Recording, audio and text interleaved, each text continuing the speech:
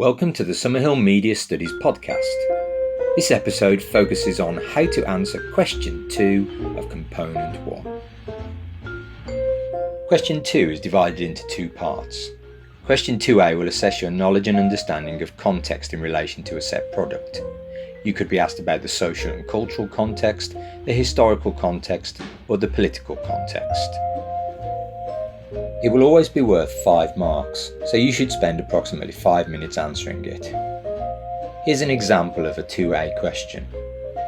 Explain how social context influences magazines. Refer to Pride magazine to support your points. When answering, aim to show your knowledge and understanding by making key points in direct response to the question, and give a brief example from the set product to support each point. Question 2b will ask you to compare an unseen product with a set product. This will always be worth 25 marks, so you should spend approximately 25 minutes answering it, plus around 10 minutes annotating the unseen text.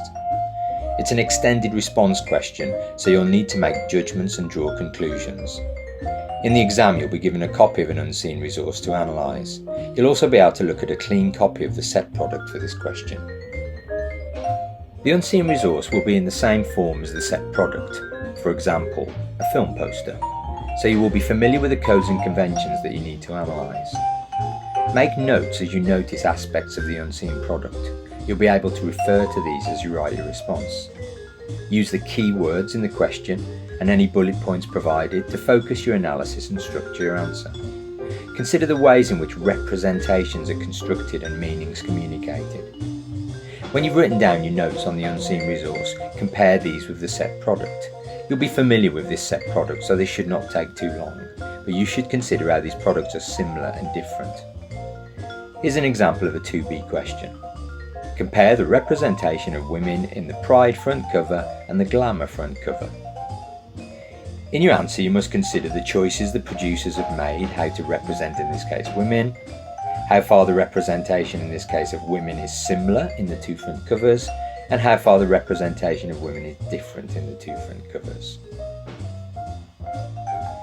Here are some ideas of what you could consider when looking at the unseen text. When was this text made? How does that influence its content? What are the main language features of the text? What typical codes and conventions are used? What representations are there in the text? This could include gender, race, age, a place, a profession, a person, an event, a social group, or even an idea. What messages and values can you identify? And how can you link the media language to representation? Consider also how stereotypes may have been used.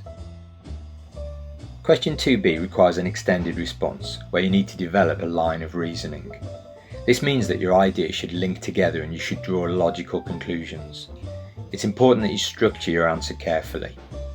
One possible approach might be write a brief introduction to outline the key points you'll cover and make sure these ideas link to the question.